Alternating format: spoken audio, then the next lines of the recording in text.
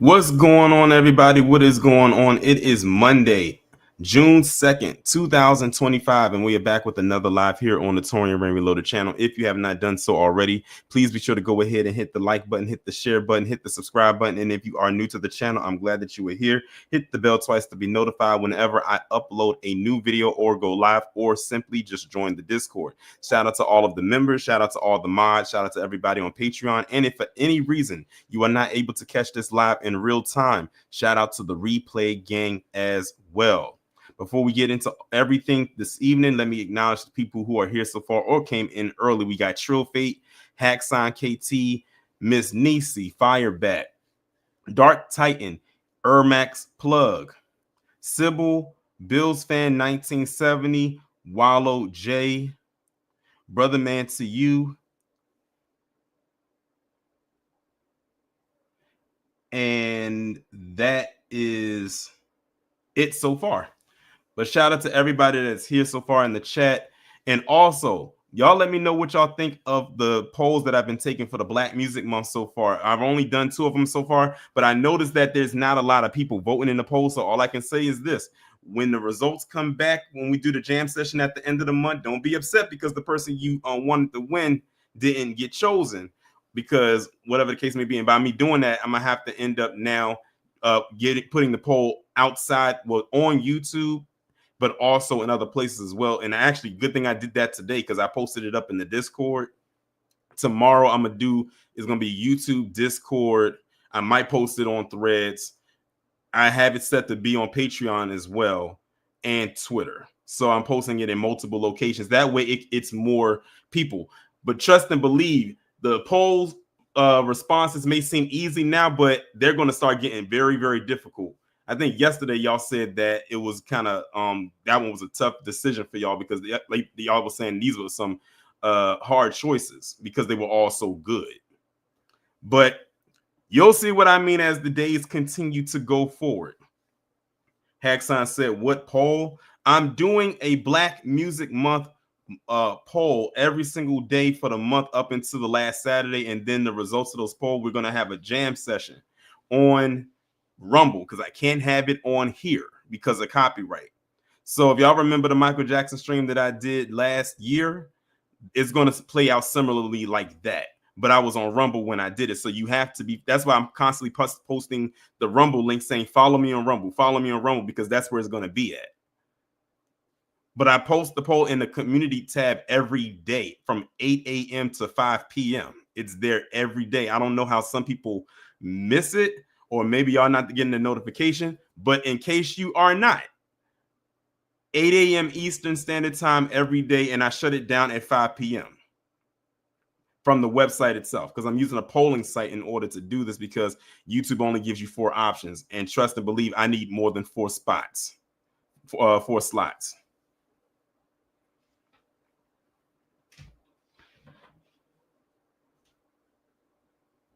Oh, trust and believe, Miss Nisi, MJ is in quite a few of the polls, but I'm telling you, I'm going to make it difficult for y'all as time goes on, even with the ones that he's in. But you'll see what I mean as time goes forward. Like the one that's coming for tomorrow, it's no way that he's going to be in that poll, and you'll see what I mean. It'll be impossible. Brother Man said, yeah, but Michael Jackson said is not the best dancer, but ever, period. But it is a matter of opinion. That's the thing. I put the top, like the most well-known dancers in that category. I kind of, I don't want to say too much, because I want to leave it up to, when we actually have the actual live itself at the end of the month. But trust and believe me when I tell you, tomorrow's poll, well, tomorrow one might be an easy one, but the day after, that's going to be a tough one. I'm calling that one right now.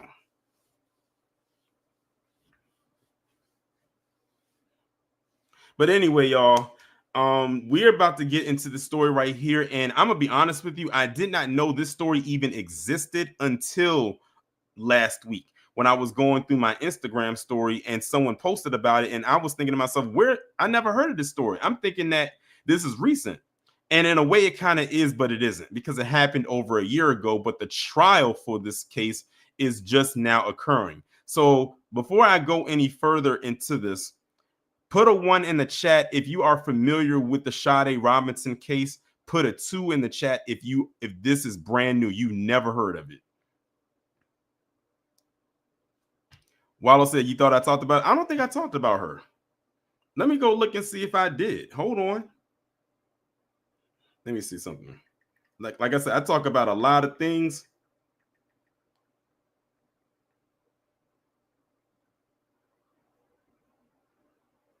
No, I didn't talk about her. I just typed my name into the thing, and the first thing that popped up was this live. So I don't think I talked about her. All right, so we got quite a few ones in here. So hey, it's one of those things where most of y'all knew about this story and I didn't. I don't know how I missed it, but apparently I did.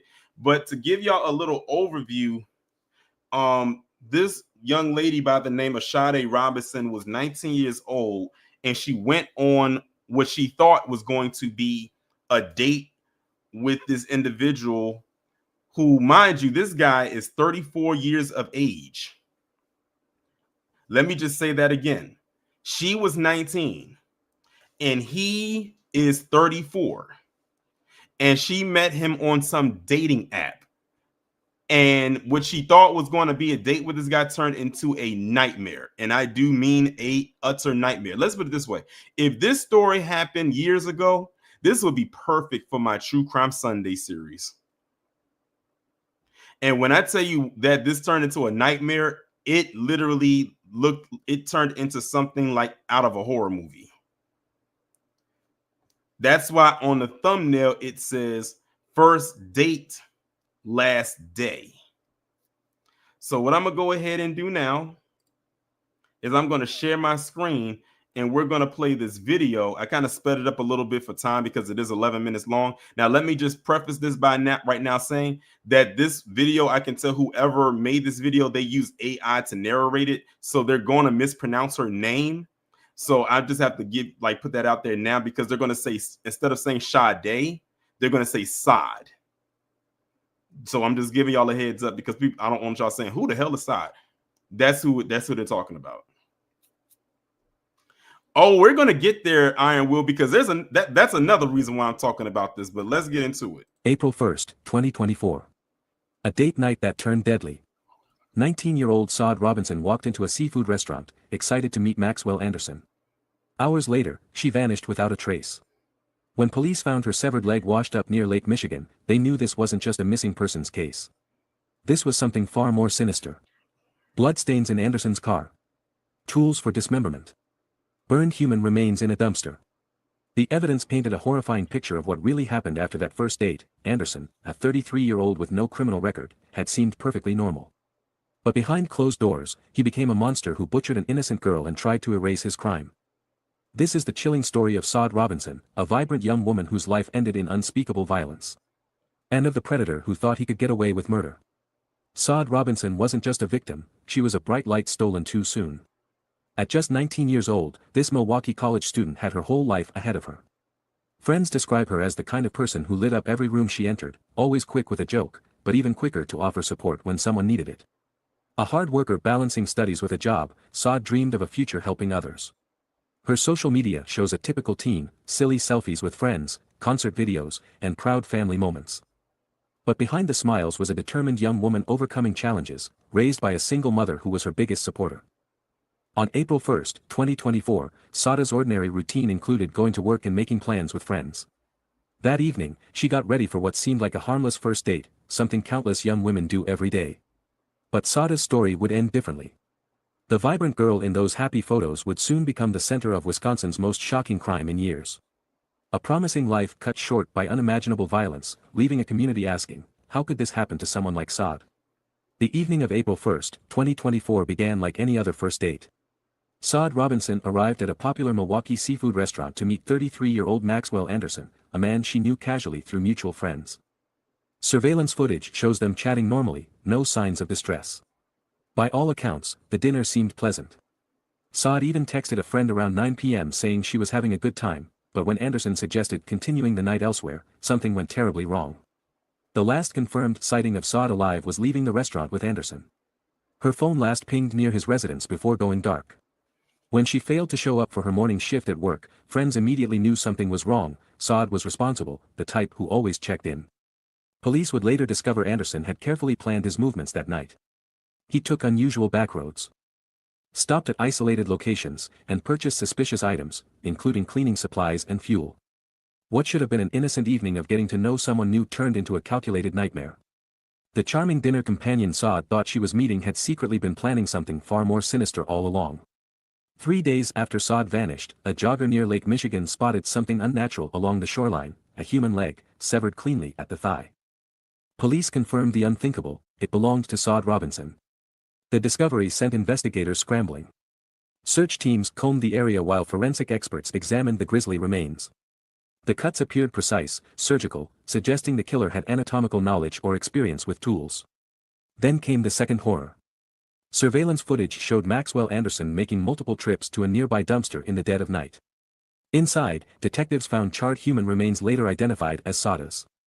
The killer had tried to burn away evidence of his crime. In Anderson's car, forensic teams discovered traces of blood matching Sade's DNA. The trunk contained disturbing evidence, cutting tools, bleach stains, and strands of Sade's hair, most chilling. Anderson had returned to the restaurant where they'd dined, sitting at the same table just days later, calmly eating alone. A brazen act that revealed the cold calculation behind this brutal crime.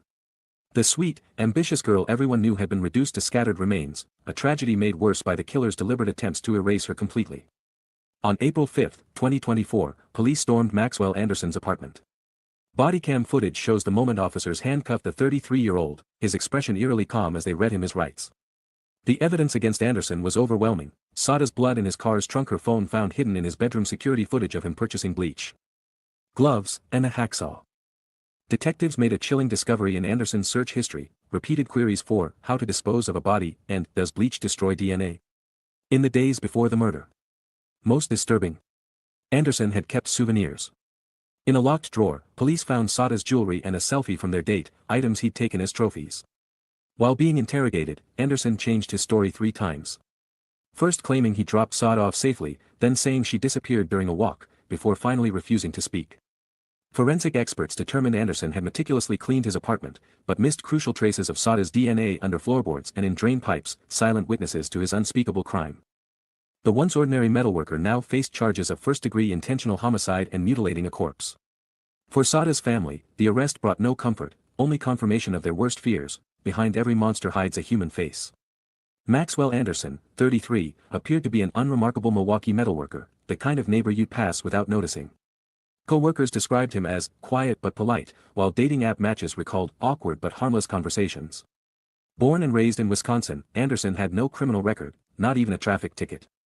His social media showed a bland existence: fishing trips, generic memes, and occasional bar selfies. But hidden beneath this facade were disturbing patterns: a history of failed relationships with younger women, multiple dating profiles using fake names, dark jokes about violence in deleted forum posts. Former classmates later recalled his fascination with crime documentaries, particularly episodes about dismemberment cases.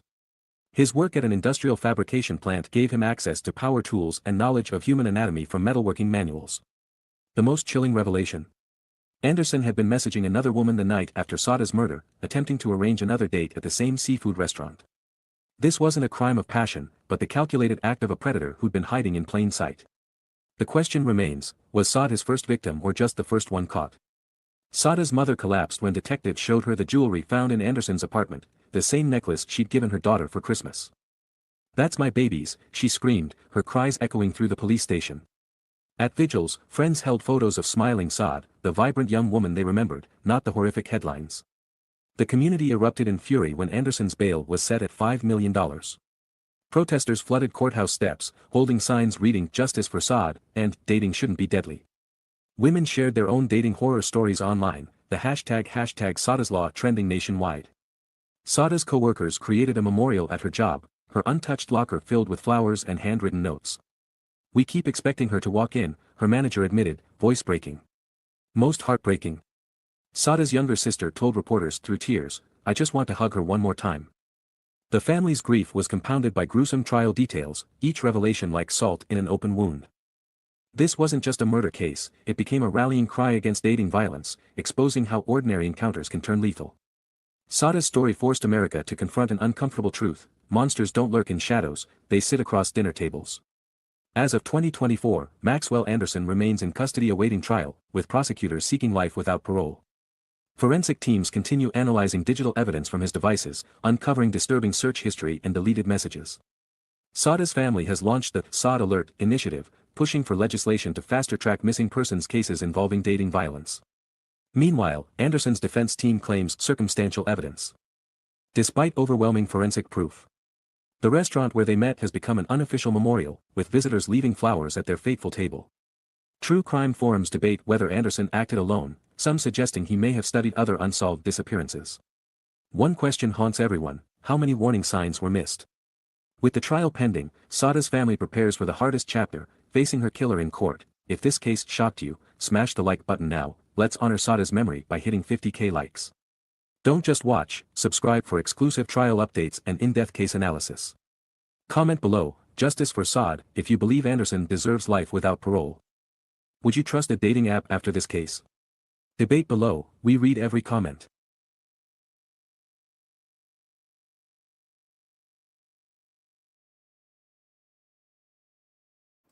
So despite the AI messing up her name, that's pretty much a summary overview of her story right there. But we have some other things that we're going to go over as well. By the way, the trial for this Maxwell Anderson person, and that's why I thought that this just happened, is going on now. The trial, they had the jury selection last Friday, and the trial is officially underway. Of course, many people wouldn't know that because the trial that's really taking precedence right now is the Diddy trial. But the trial for him is going on right now. So what we're going to do is we're going to go over some other things as well. And yeah, like when I first saw this, I said, yep, I need to know if we can, and this is another reason why I did this, because I want people to know that I'm not biased. If we could go and talk about what that Telbo Raskins person did and what happened with him at the hands of his significant other, and by the way, if y'all are unaware right now, she ended up having all the charges dropped against her, then we definitely have to address this. And what was so crazy is I was looking through the comments section through some of these news clips about her, and I was seeing people in there trying to act clueless about what happened. I said, let's not do that, because had she been a black man and this was a white woman that did that to her, I already know what the type of response it would have been. And Angel, yeah, Christian Obumseli is another one. I spotted red flags when I saw her age, when I saw she was 19. And this guy was 33 at the time. He's 34 now. But let's see what these news clips are talking about.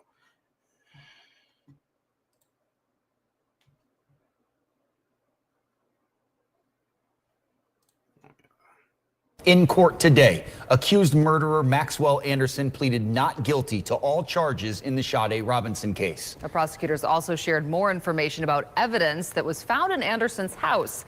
CBS 58's Adam Reif is live in the newsroom to break down today's hearing for us. Adam. Well, and mind you, I'm going in the order that these videos were uploaded. So this video that you're looking at right now was from over a year ago. This was like right after they caught him. So this was like April, like this was a few weeks after she went missing and they declared her deceased and after they captured him. This one right here. And it's going to lead up to more recent ones that were posted like within the last week or so. Today we learned the blood that was found inside Maxwell Anderson's house was not Sade Robinson's blood. No new evidence was publicized today, but Maxwell Anderson pleaded not guilty to all charges he faces in the case. Maxwell Anderson held a small bound booklet when he walked into the Milwaukee County courtroom Monday afternoon. He remained handcuffed throughout, but did speak several times when the judge asked him if he understood he was waiving his preliminary hearing. And did you understand it? Yes, Your Honor. That by waiving that hearing, you are conceding that the state can establish probable cause, and you will be ordered to stand trial. Yes, Your Honor. His attorney entered a not guilty plea to all charges, which include first-degree intentional homicide, mutilating a corpse, and arson. Acknowledge receipt, enter a not guilty plea subject to our substitution request. Sade Robinson's family was not at the court hearing Monday, but many community members were. I can't put it into words. It makes you want to cry, but, you know, you can't cry. You have to be strong. April Bentley runs a nonprofit organization that raises awareness of sex trafficking and missing girls. She said Sade's case hits close to home. I'm hurt. I'm angry. There's a lot of emotions. They're just jumbled right now. So I needed to be here to support the family, even though they weren't here. I stand in the gap. Earlier in the day, state prosecutors amended the complaint against Anderson to show the blood investigators found at Anderson's home was tested and is not Sade's blood. That there is no support for inclusion of Robinson's DNA in the blood or swabs that have been tested. Exactly where Anderson killed Robinson is still uncertain. Prosecutors say it happened sometime between when the two arrived at Anderson's house at 9:24 p.m. and when he left Warnemont Park at 4:30 a.m., a span of more than 7 hours. After the hearing, Anderson was led out of the courtroom in handcuffs and taken back to jail, where he remains on a $5 million bond. He'll next appear in court May 16th. All right, so you have that right there. So this is just him saying he pleads not guilty. I think the question that many of us have in the chat after listening to this is, they said they did forensics DNA testing and determined that the blood that they found at his home was not Sade Robinson's blood. So the biggest question is, whose was it? Because they didn't come back and say that it was his. So whose was it? And like many of y'all said in the chat, were like pretty much with the allegation of, I bet you he's probably done this before, but he just didn't get caught until now.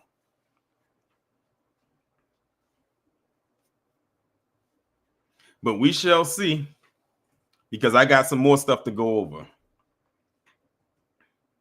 Exactly, Church. So whose was it?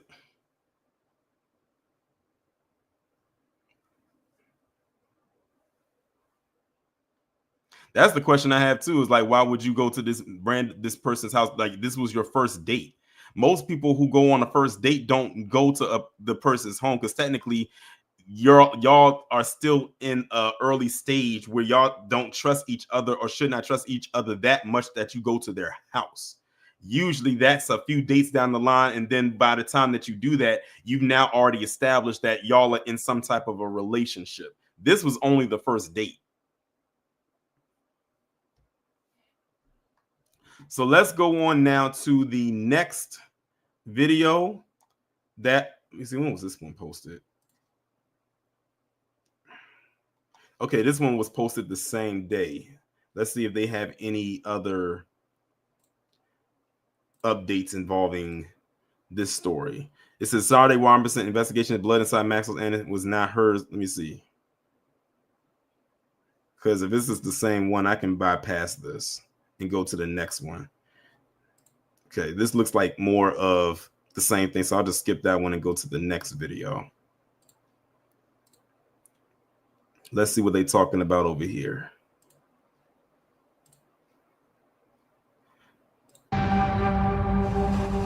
This morning, we are turning the spotlight on the murder of Sade Robinson and how her alleged killer reportedly planned her death weeks in advance.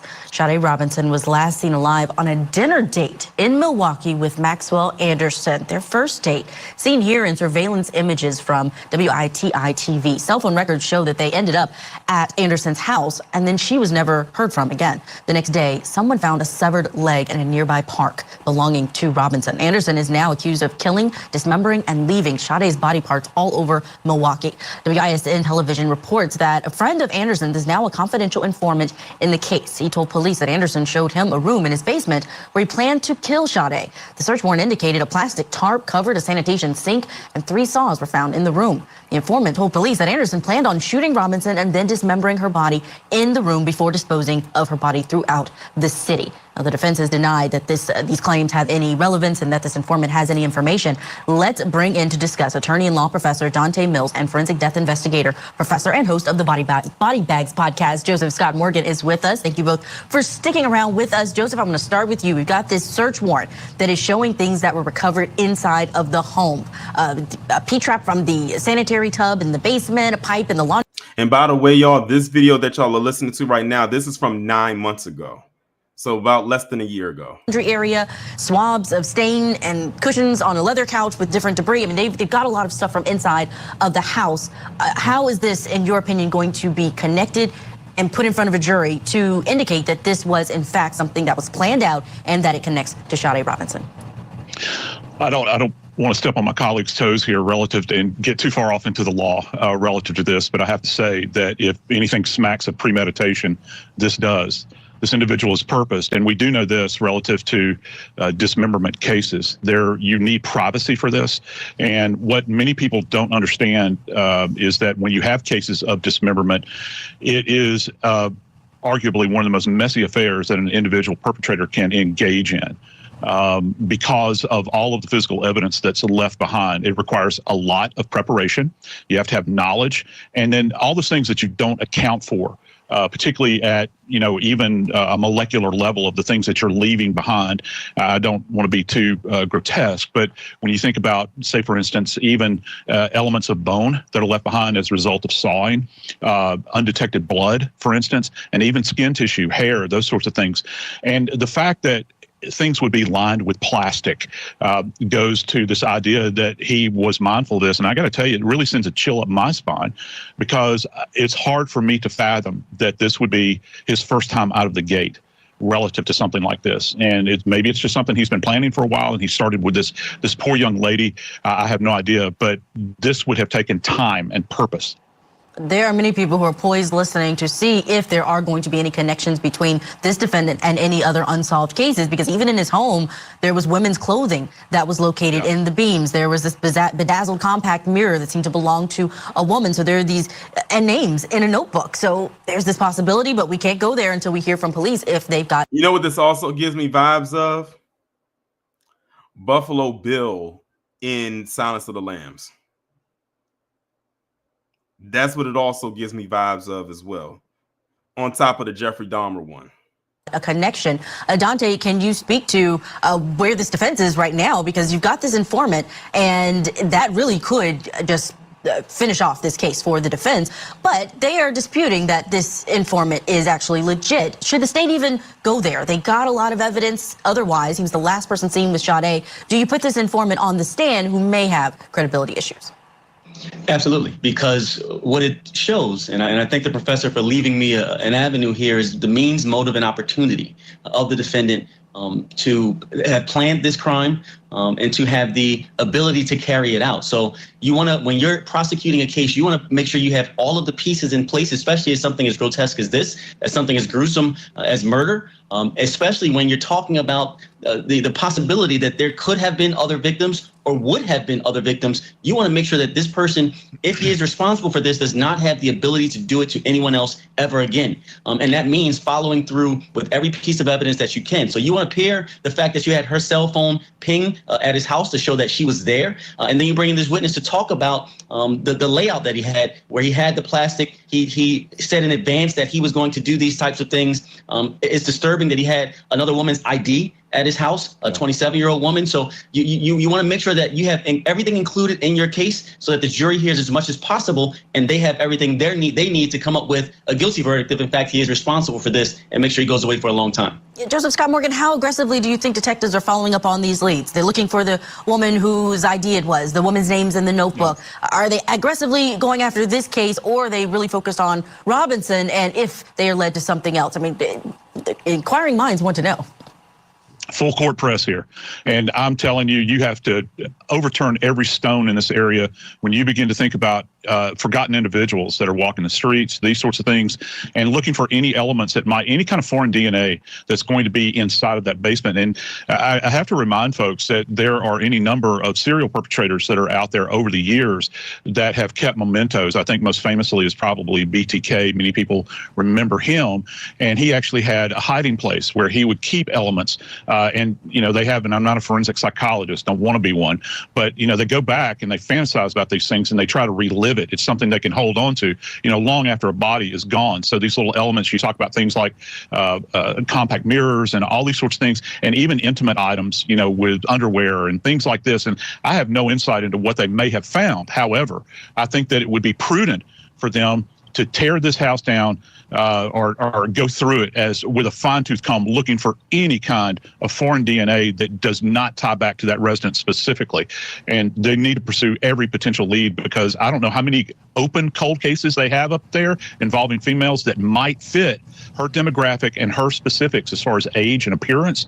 But I think that they're probably pressing forward with this. Let me follow up with you, Joseph, because this home was sold. It no longer belongs to Maxwell Anderson. Another family ideally is living inside of it. And the prosecutors and police have said, look, we've gathered all of the evidence we need to. We can go back when we want to. But you're talking about a full-on, deep, detailed, it seems like, a search of this house. You mentioned the words tear down to get to this information. Do you think that that's possible to do when you have another fully functioning family inside of that home that's not going to really be happy about the crime scene being torn apart like that?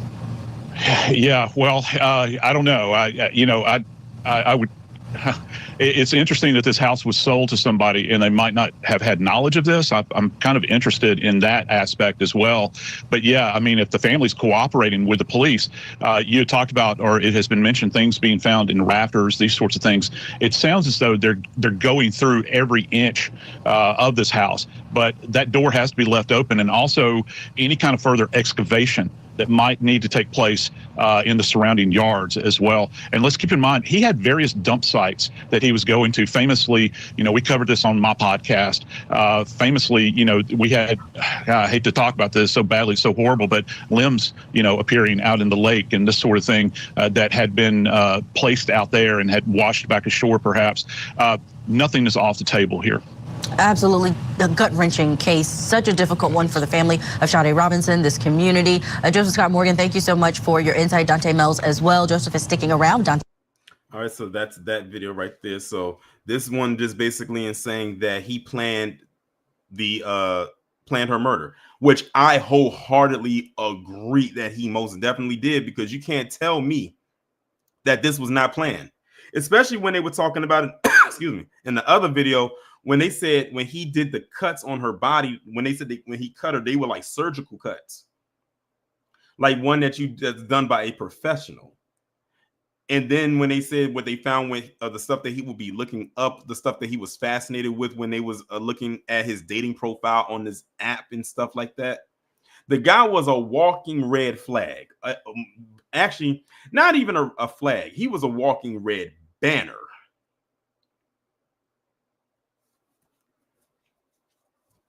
But the stuff also finding other women's stuff inside of the home too. Yeah, they need to really, really, really look into that. Because I have a feeling, like I'm sure many of you in the chat have already alluded to, that this was not his first time doing this. This is just the one where he got caught.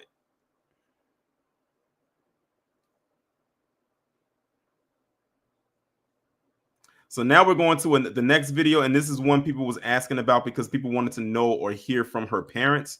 So this video right here is going to talk about, hold on. This one right here is going to talk about the perspective from her parents. So Sade Robinson's parents navigate grief ahead of trial. And when was this one posted? 12 days ago. So now we're more recent. Now we're in this year. They said a new family moved in, but they're trying to determine who the family was. They're assuming that maybe it's his family or someone related to him. But either way, you can't tell me that you want to move into that home after what happened or what was going on there. Or you can't tell me you didn't know about it. I mean, come on, like it was all over the news. Daughter was found dead and dismembered after a first date last April. It's an unimaginable pain the parents of Sade Robinson simply cannot escape. 1 week from today, the trial is expected to start for their daughter's accused killer. Fox 6's Bria Jones is here in the studio after talking with Sade's parents about their unwavering fight for justice. Bria? Ted, Mary, for more than a year now, Sade's parents have dealt with sleepless nights, dark days, and a deep, painful emptiness. Tonight, for the first time together, her parents discuss life after tragedy. The sunrise, warm, radiant, and full of promise, resembling the light Sade Carlina Robinson's parents say she carried within. She had the most angelic glow and aura around her. A glow extinguished before reaching its full potential. This is so difficult. We want our baby in the physical realm, and she did not deserve to be taken like this. On April 1st, 2024, prosecutors say 19-year-old Robinson disappeared after a first date with 33-year-old Maxwell Anderson.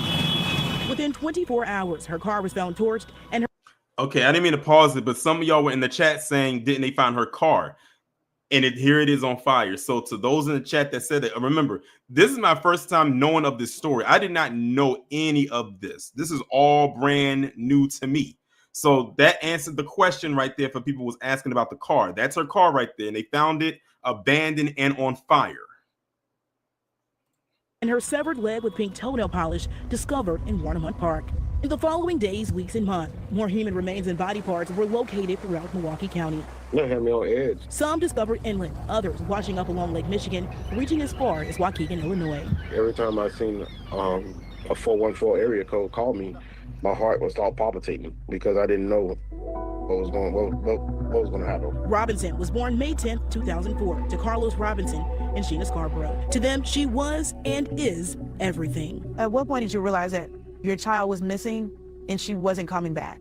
I think when they came to my house, when the sheriff department came like 1 o'clock in the morning to get my DNA, it kind of hit home because I was in denial, and I would tell Sheena that it's not her. It's got to be a logical explanation for this, and I'm still probably in denial to some point. I can't help it. I just can't accept this. Mentally I can't accept it. I feel like I might lose the last piece of my sanity if I do. Scarborough says she had just saw Sade the day before she vanished. I just got in at 1 o'clock on April 3rd, and there's a loud bang at the door.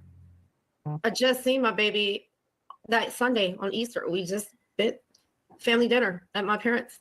Monday morning, she FaceTimes me on her way to work. That Monday morning was the last time Mommy got to talk to her baby. Now, this is how she hears Sade's voice. That's Sade. It's my baby. Robinson was independent with her own apartment in the Brewers Hill area.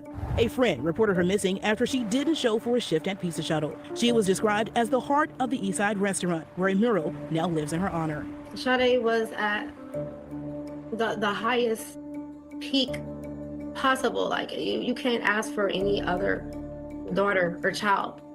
For the age she was at 19 years old. Her ambition driving her to study criminal justice at Milwaukee Area Technical College. Her younger sister accepting a posthumous degree on her behalf last May. My baby was a boss, and she overcame every hurdle and barrier that came in her way. She was, undefeatable. That spirit spilling into the street outside her accused killer's home. A sea of pink near South 39th Street and Oklahoma Avenue. For days, pictures, paint, and posters, all Sade's favorite color pink, were used by those who love and support her as an outlet to demand justice. It's here where investigators say a confidential informant told them Anderson said he planned to kill Robinson a few weeks before the date. What does justice look like for you? Y'all heard that, right? They say he planned to take her out a few weeks before they went on their first date, which means at a time when they were just talking to each other, not even face to face, he was already cooking up in his brain of what he was going to do to her. Right then and there. Before he met her physically, he already had a plan out in his mind of what he was going to do, or a plan to take her out while in those next few weeks leading up to that first date where they are together. That's where he was planning on what technique he was going to use, so to speak. Yasuke, that's what it sounds like, because that's what he's being charged with. Everything that he's being charged with is in the first degree. So now, of course, you now they just have to prove it, because with that, you have to have definitive proof that that is the case. First degree is probably one of the hardest things to prove if you don't cross your T's and dot your I's. I'll put it like that. But there was, like I said, it was so many things going on here. Again, this is their first date. The only thing that she did right from what I saw was being in a public setting with him. She wasn't alone in the public setting. But the thing where she messed up at, unfortunately, was leaving with him to go back to his house. You never, ever on your first date go to the location of wherever your date is as far as their dwellings go. That never happens, because anything can happen. You have to establish a level of trust in order to go to someone's home or apartment or wherever it is that they live. And usually that does not happen on the first date. But for me, it's impossible for our justice system to justify this. If you do something like this, you deserve the same punishment, I feel.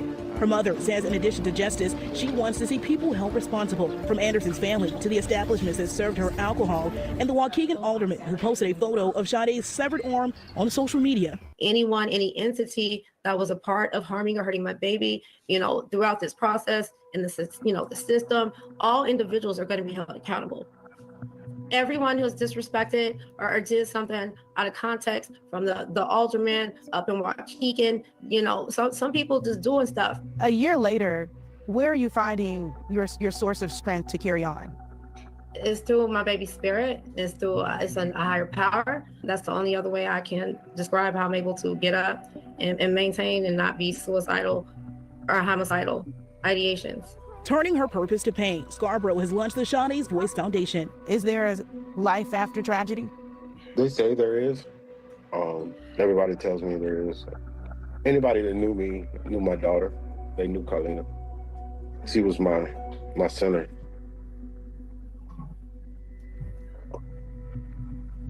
She's my motivation. I don't know. As Maxwell Anderson heads to trial after his initial trial date was pushed back last December, Robinson's parents are once again preparing to see their child's accused killer face to face, hoping Sade will be made whole in court as they long for closure that remains out of reach. We still don't have my baby's crown in her head. And that's just, this is so up. Have the demon tell us where the rest of our baby's remains are. You heard that? You heard what the mother just said? They don't even know the location of their daughter's head. They don't even have all the remains. This dude did. I would not be in the least bit surprised that if the father is in that courtroom with this dude and he leaps across that table, I wouldn't be surprised if the mother leaps with him.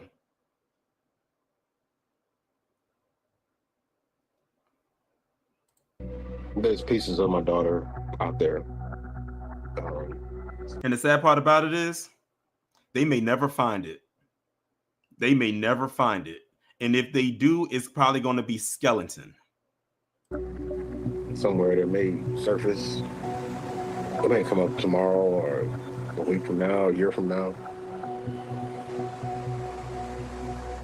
Robinson's mother filed a wrongful death lawsuit against Maxwell Anderson, and just last month she filed a civil lawsuit against the two bars Sade visited on her date, alleging they served the teen alcohol. Now you can find details about those pending lawsuits over on Fox Local. Now forensics, phone analysis, and real-time tracking technology all played a major role in cracking the case. Tomorrow on Fox 6 News at 9:30, an expert weighs in on what to expect in this upcoming trial.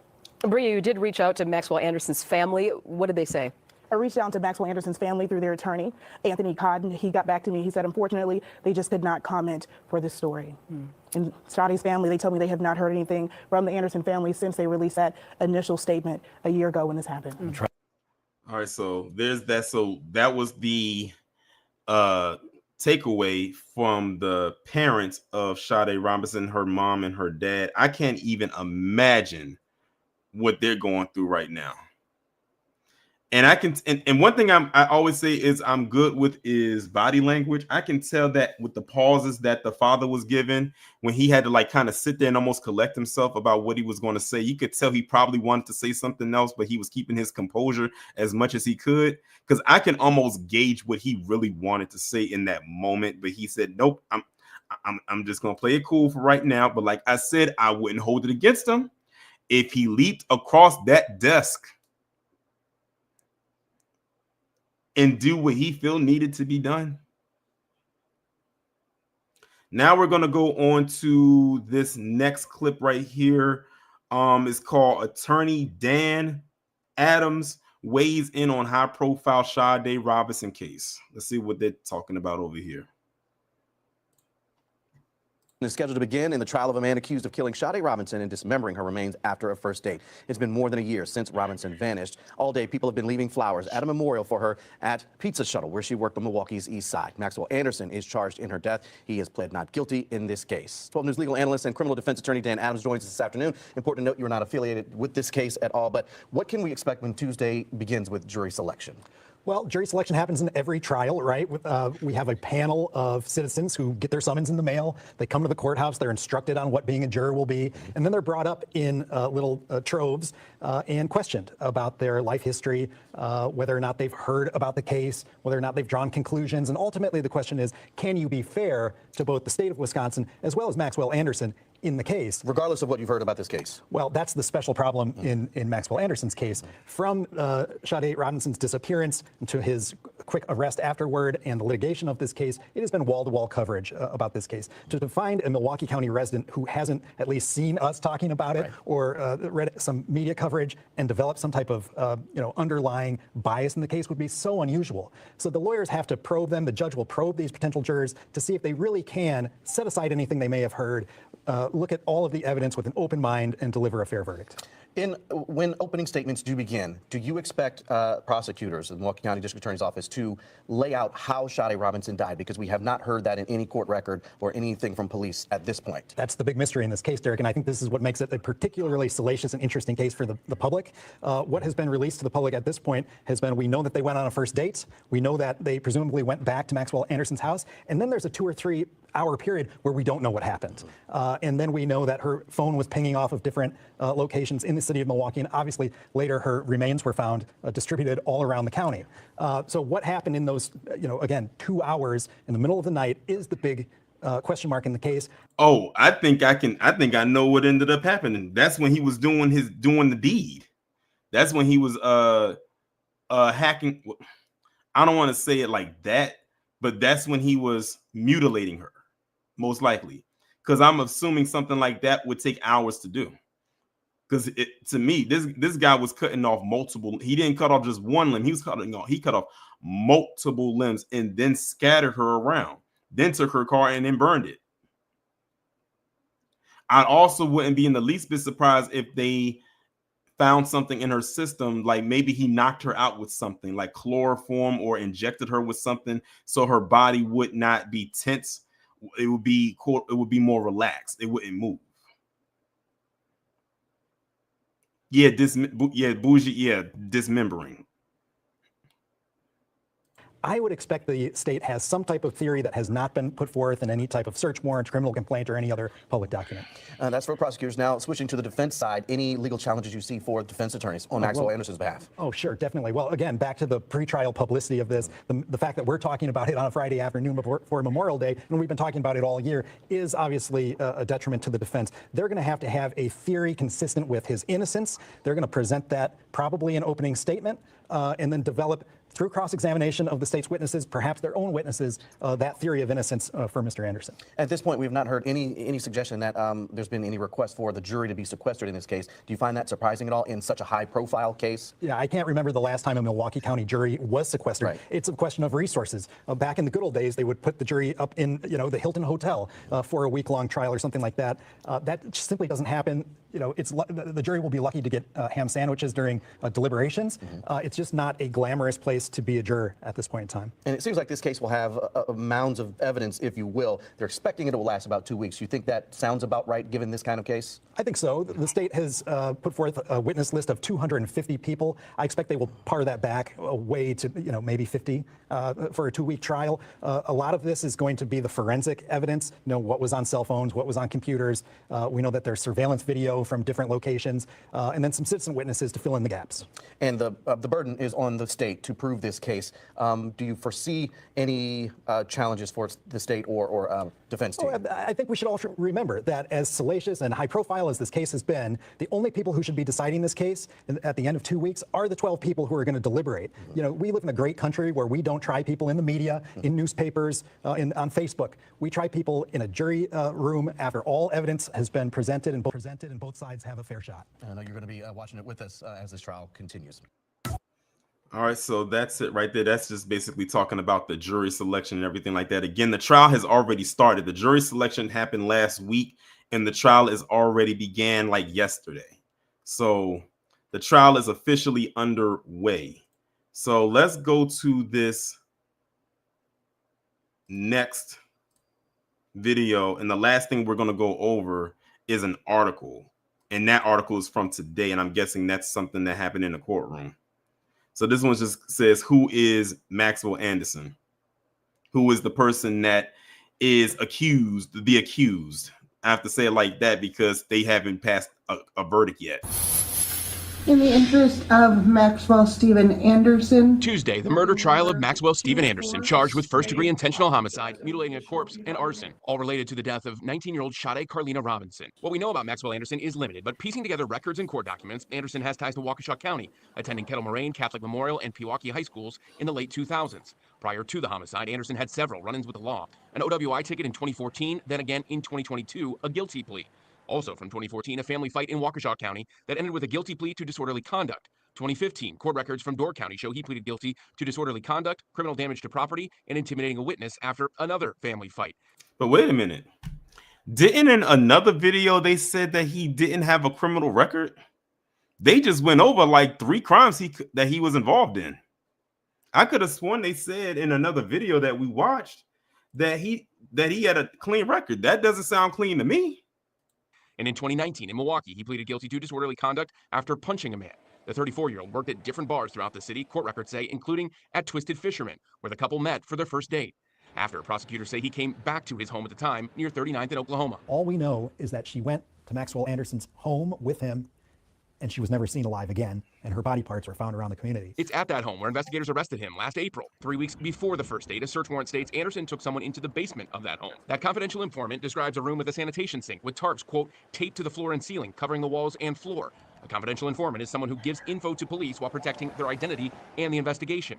It states Anderson told that person he, quote, intended to kill Sade Robinson by shooting Robinson, quote, then dismember her body in the room that they were in, and then dispose her body throughout the city. Records show investigators found. So now, just by saying that, now this is what he allegedly said to the informant of what he was planning to do. So now they just dropped something else on us that we didn't know. Allegedly, he shot her. Allegedly. I'm sure that's all going to come out in the trial. Throughout the city. Records show investigators found a large black axe, female jewelry, women's clothing, and gasoline containers. Notably, they did find blood in his home on bedding and walls, but preliminary tests, according to an amended criminal complaint, say, quote, Robinson's DNA is excluded. And so, James, then who's it? That's still the open question right there. Then whose blood was that? If that wasn't hers, they did DNA tests and they said that wasn't hers, it had to have belonged to somebody else. But that still doesn't take away the fact that he was the one that is the solely accused of killing Sade Robinson. So whose blood is it? It has to belong to somebody. At home and what investigators found will no doubt play a big role in the trial this week. It will, Blake, but we don't exactly, we know they went to the home after the date, but we don't exactly know what happened inside. His family, according to records, has since sold the home. What's in question is that we haven't. Oh, now they sold the home. Remember, so now we know it was a family member that bought the home, but now they've sold the home. I don't know. This just screams like a family member did this. Maybe his whole family is crazy. Seen a murder weapon in any criminal document, as well as how Sade Robinson died, both critical parts as prosecutors lay their case in the Milwaukee County Courthouse starting tomorrow. All right, it all starts tomorrow. Investigative reporter James Stratton live with us tonight at 5. Thanks, James. Okay, so that's that right there. And this was like the last, what you just listened to was like one of the last reports that they did on him before the trial actually began. So what I'm going to do now is I'm going to go through this article that was posted up, excuse me, today. And this is like right now, this is the beginning of the trial. This is that we're in today. It says the brief, it says testimony in the trial of Maxwell Anderson resumes on Monday, June 2nd. It says Anderson is accused of killing and dismembering 19-year-old Sade Robinson. And it says warning during testimony, some content may not be suitable for all viewers. It says testimony in the trial of Maxwell Anderson. The Milwaukee man accused of killing and dismembering Sade Robinson resumed on Monday, June 2nd, and it provided our first look at Anderson's arrest.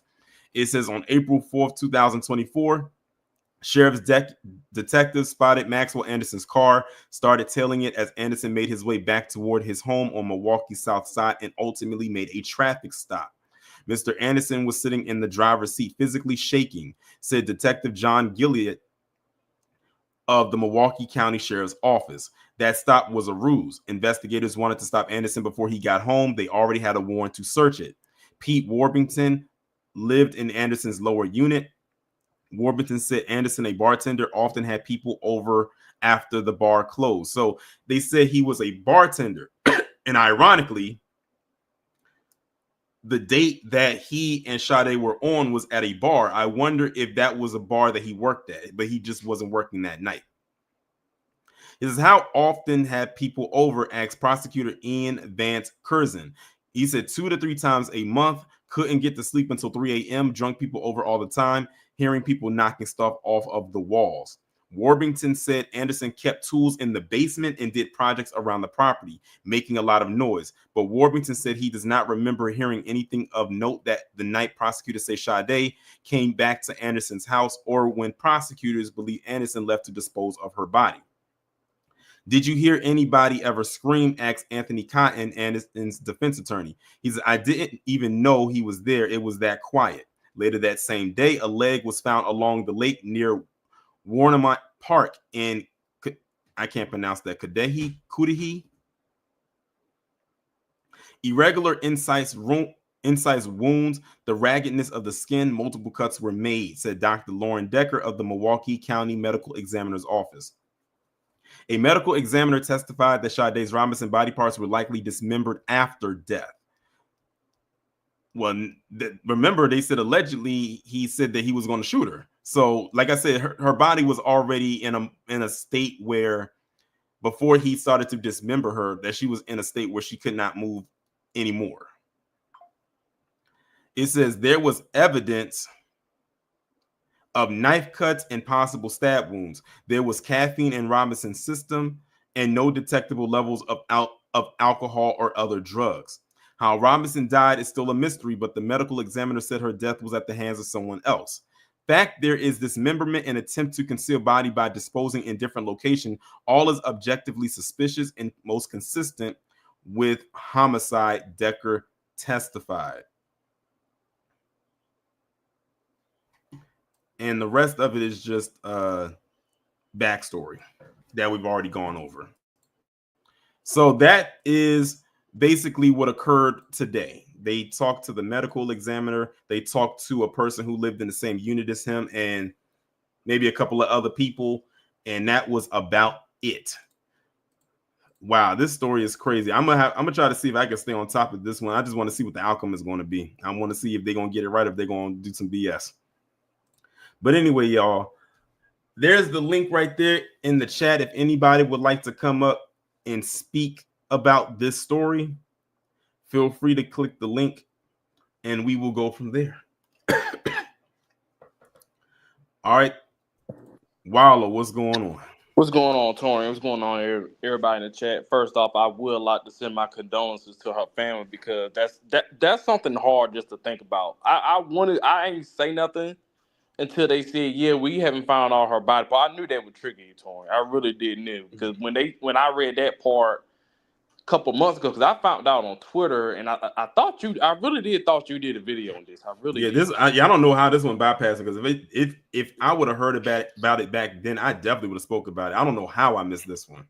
Yeah, because I think I saw it on O'Shea Duke channel, on Jackson channel. That's where I think I probably saw it, because he talked about it. But it's a sad story, because you imagine having a funeral without a body. That's how they probably, like, to say your last goodbyes to your daughter and you can't view the body because the body is all scattered out through the county and they can't find it. That's messed up. It's sad, because that's their oldest daughter, if I'm not mistaken. That is their oldest daughter. So for them, they're hurt because they raised their daughter, they nurtured their daughter, everything you can, but you can't always protect your kids from society. Mm-hmm. That's one thing that I think a lot of us need to understand. If we can give our kids all the tools in the world, for life. If they want to go do their own thing, they want to go do their own thing, regardless of what you want to say. And let me address some people in the chat, victim blaming her parents for this. That's not their parents' fault. Don't do that. We are not here to blame her parents for what happened to her. Her parents probably gave her all the tools in the book, and you want to sit in the chat and victim blame will basically blame her parents for her getting deleted out of this world. Shame on you. Because I will say something else, but I'm not going to do that. And you know who I'm talking to, God. Timed your ass out. Don't do that shit in this damn chat. But I'm going to land my plane there, Torian. B1. B1. All right, next up we got Denzimas. What's going on? Hey, let me make this quick because I gotta go to work. But anyway, you see, this is why my family members, they've told me specifically, if you date one of them people, oh no, we're gonna disown your ass because Wait a minute, Denzel. You got a lot of noise going on there. It sounds like you are in. It sounds like you are at the Indy 500. I can barely hear you. It's better now. That's why I'm trying to make it quick. I'm gonna make it quick. But my family told me straight up, like, don't date one of them because we're gonna disown you. My grandmother, before she died, told me straight up, she don't even want me naming my if I were to have kids, she don't even want me naming my kids after like a PC name. That's how deep it went with her before she died, because it's just too much bad history with these people. It's too much bad history, and I really do feel sorry for that girl. Unfortunately, though, a lot of us don't listen when it comes to these people. You know, it just never ceases to amaze me how we know how animals react. We know how to avoid animals, dangerous animals, but yet when it comes to these people, all of a sudden we lose our senses. And then lastly, the thing that I want to say is, shout out to Robert J, because you can do, no matter how hard you try, your kids are going to do whatever they want to do. They're going to do whatever they want to do. And sadly, when it comes to these people, it's like the forbidden fruit. And that's pretty much all I have to say. Appreciate you coming up. Shout out to Denzimas for coming up. And also, Samuel, I see you are in the you're in the queue, but it says that you got to turn if something's not connected, it says either your mic or cam has to be connected. So if you want to be brought up, you have to okay, it's working now. Cool. All right, next up we got Church. What's going on? How you doing, Torian? Blessings to you. Blessings to the chat. This is a very sad situation here. And like we all know, we all got this feeling, this inkling in our gut that this is not his first time doing this. Yeah, because I'm still stuck on the part where they said it was blood that they found at the scene and it wasn't hers. And so I'm like, whose is it? Right. And they mentioned that they found another woman's identification at their house. And I'm wondering if they followed up to see if that woman is okay, if that woman is missing or whatever the case may have you. But I find it very strange that another family was able to purchase the home so quickly after the situation happened. You know, that's something that I tend to try to give people the benefit of the doubt. I don't think that anybody would want to move into a house knowing that something like that may have taken place there. But if they did say, if the informant said that the Anderson dude or whatever, he was going to pew her and then do this situation, I wonder if anybody heard any shots. That's one of my major questions as well. Yeah, because one thing they said in there, they said that when they did like an autopsy, they said that there wasn't any drugs or alcohol found in her system. Well, from the part that they found anyway. So yeah, that's why I said he did something to knock her out some way, somehow. And remember, they said when he was talking to the informant that he didn't know was an informant, when he was planning to do this, he said he was going to use the power tool to take her out. Like he literally told people what he planned to do. Yeah, man, I'm be honest with you. I think that they're trying to lay the grounds for a mistrial, to not sequester the jury it's kind of weird to me, especially because of the type of case that this is, and because it's a well-known case now, or is becoming well-known because of them. I believe that they're trying to set the grounds for a mistrial. They also, I think that he might have some sort of connections with the PD, because in another article that I heard, I played about this, the police stated that they found marijuana and meth in the young girl's apartment. However, the toxicology report shows that there was no drugs or anything in her system. So there's a lot of weird stuff going on with this case. Yeah. But I'll land there, family. Thank you for having me up. No problem. Shout out to Church for coming up. All right. Next up we got Samuel. What's going on? Hey, Torian, how you doing? B1, can you hear me? I can hear you. Yeah, Torian, this is really painting like, images of the Jeffrey Dahmer and things like that. And I feel like PC, YT people, why aren't they as outraged as like just anything else about this? Because, especially with this current administration that's going on right now, I thought we were going to go ahead and just start getting every, bad criminal off the streets and this and that. But yet we're constantly focusing on migrants and things like that are really not doing anything, but just working the jobs that honestly regular American citizens don't want to work and things like that. And like, I feel like this should just be an open and shut case, and they should just go ahead and just give this guy life without parole. Yeah, and it's like if only it was that simple. But like I said earlier in here, is because with them hitting him with the first degree on pretty much everything across the board, they got to make sure they have everything there. And then, of course, it doesn't also help that he's pleading not guilty at the same time. So he's not even going for a plea deal. Like he actually believes, or is telling himself, that he is completely innocent of what he's being accused of. I mean, but Torian, even the video says that he has a long arrest record and things like that. And then just look.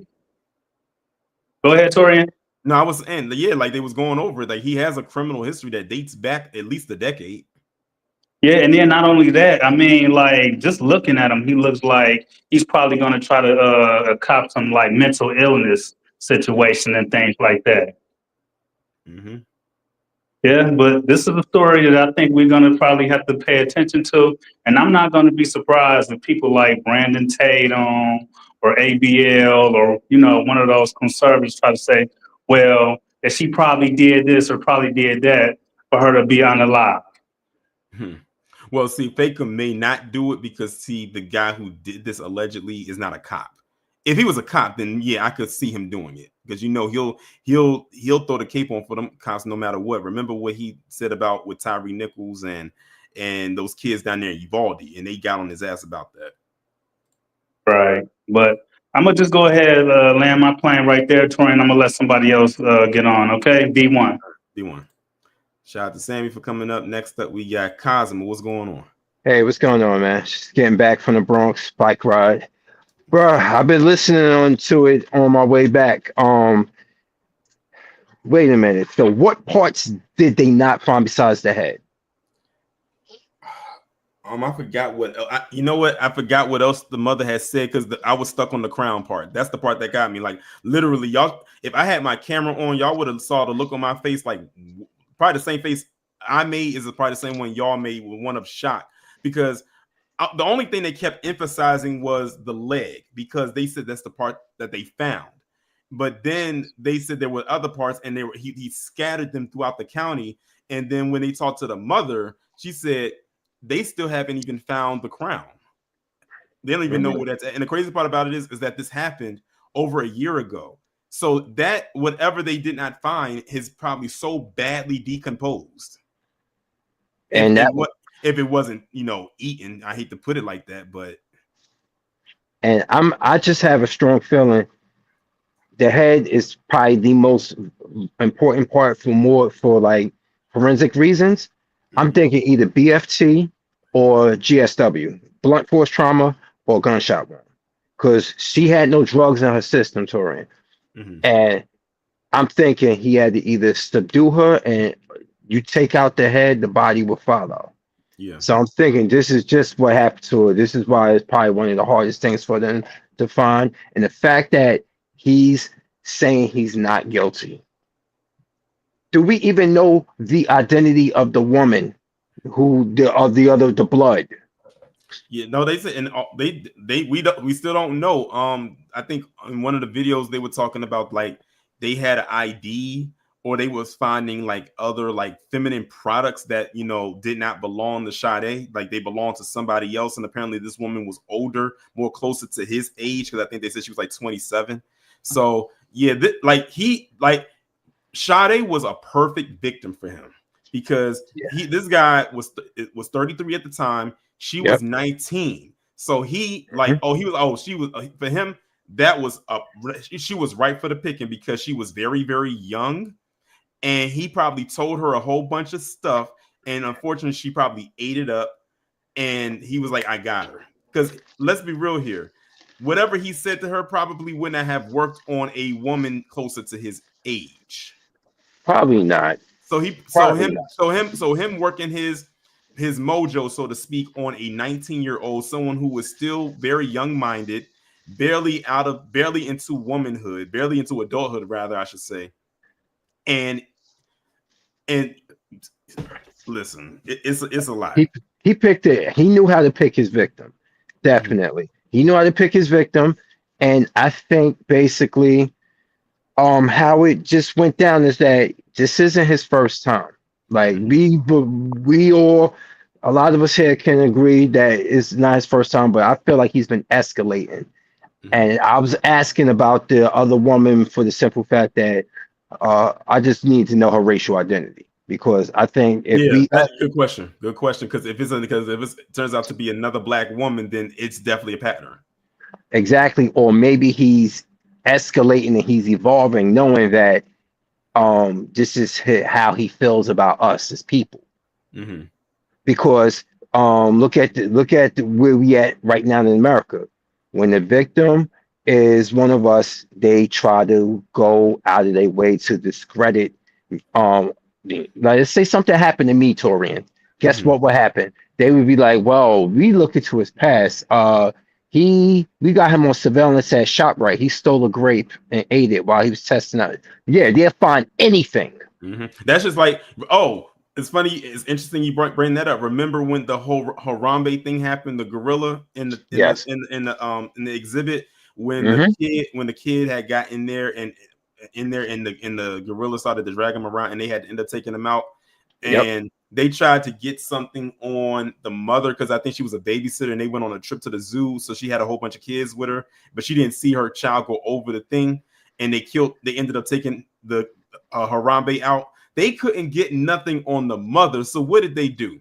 They went after the father, who, mind you, was not even there, went back 10 years and found out he was arrested for something. I'm like, that when I saw that, I said, see, that's how I know y'all, it must be a slow news day. Because how are you going to go after somebody that wasn't even there and then go and look into their past? Like that made no sense whatsoever. I will never forget when they did that.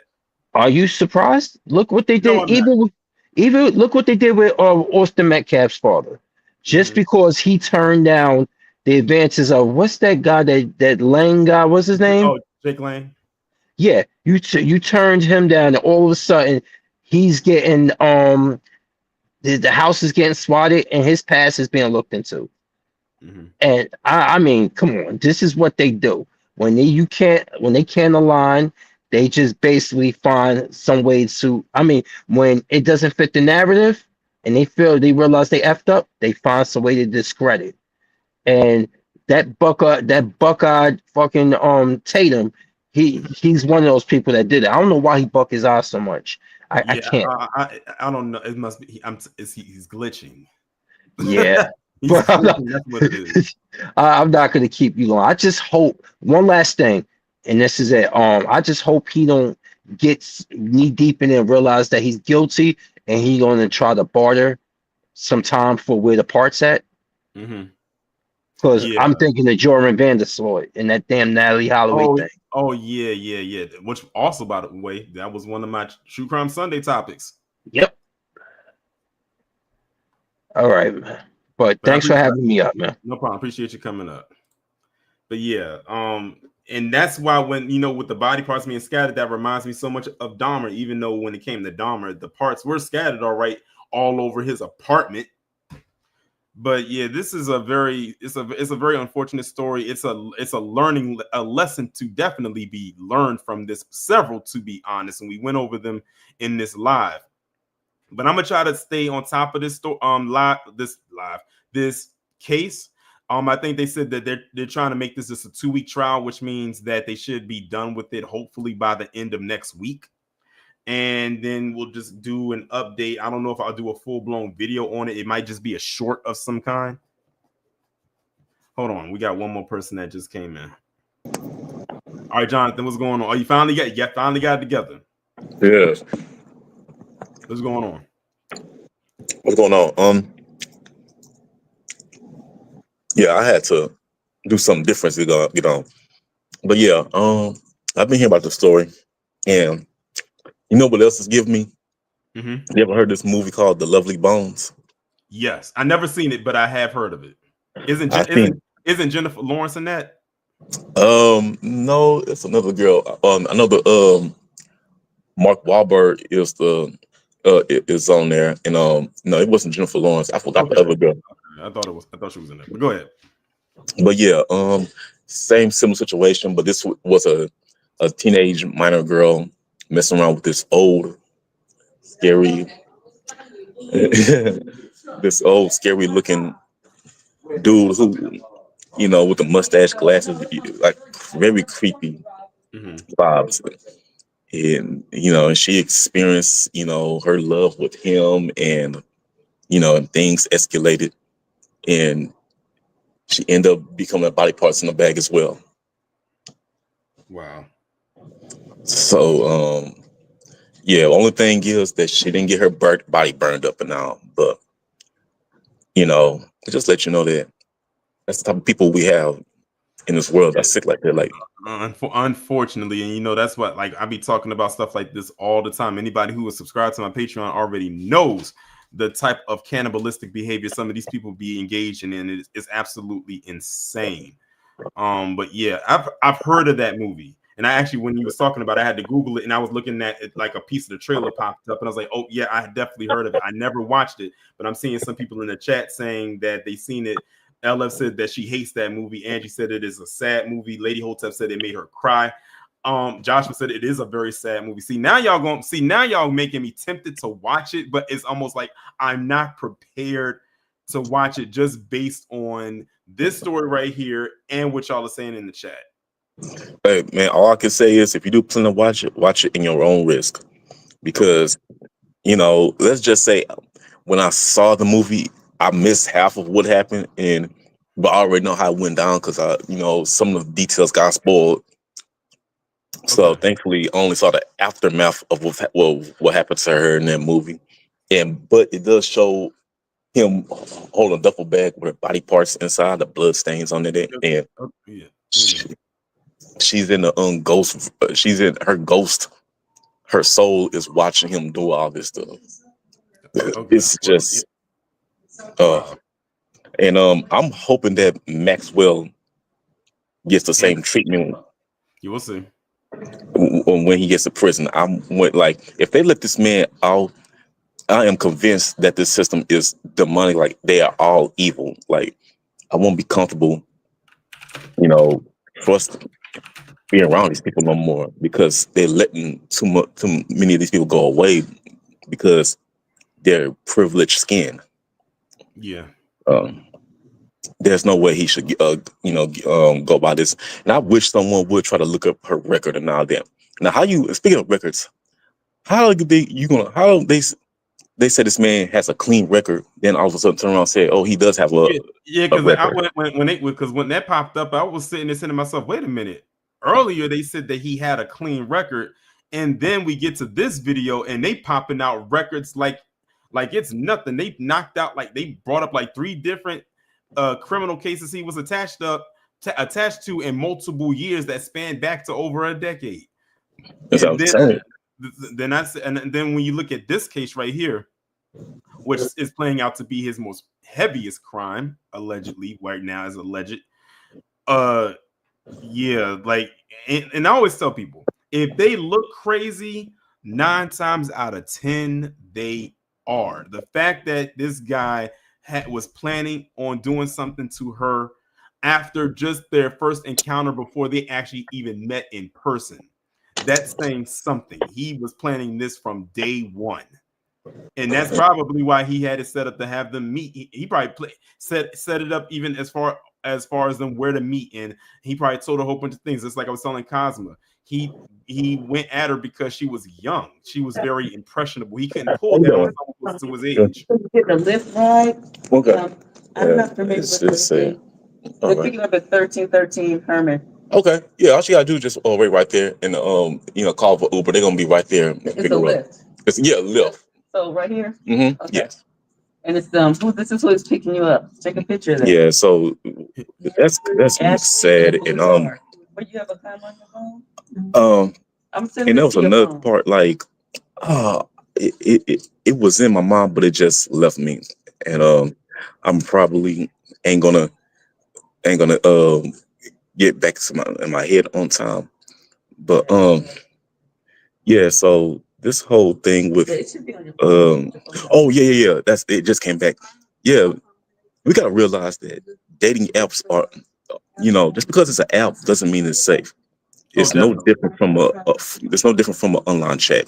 Like, you meet someone from a chat room and you don't know how they look, and they could come have bad intentions. Same thing with the dating apps. Oh yeah, definitely. Yeah, like people can put online. Anybody can be anybody that they want. Exactly. So you gotta be careful when they do this. Even if they have their profile picture up there and that's actually them, they'll present a certain perspective to you and lie about it. And then once you actually meet them, you get in a whole nother person. Yeah. But Jonathan, I'm gonna actually let you go because it looks like you got to get back to work. Yeah. Yeah. It's time for me to get back in. My break is over, so I'm gonna see you later. All right, appreciate you coming up. All right, shout out to Jonathan for coming up. I'm gonna have to check that movie out. I have heard of it, but I never watched it. But y'all are in the chat telling me that this movie is sad and depressing. I'm gonna have to find a pocket of a day to just watch that and try my best to make it through. But yeah. Anyway, y'all, that was the last person to come up and speak for tonight on this topic. Again, I'm gonna try to stay on top of this. I want to see what the outcome of it is. They said it's a 2-week trial, so it's still in its early stages. And once that verdict comes back, we will go from there. Shout out to everybody that came into the chat today. Shout out to everybody that was here and attentive. Again, if you weren't able to catch this live in real time, again, shout out to the replay gang. Shout out to all the mods, the members, everybody over there on Patreon and all of that good stuff. The next time I go live will be on Friday. That will be the next available day that I am available to go live, will be on Friday. So yeah, we will have, of course, the 2 videos a day. We have the 2 videos coming tomorrow. And also, again, another Black Music Month poll will be going up tomorrow as well at 8 a.m. Eastern time.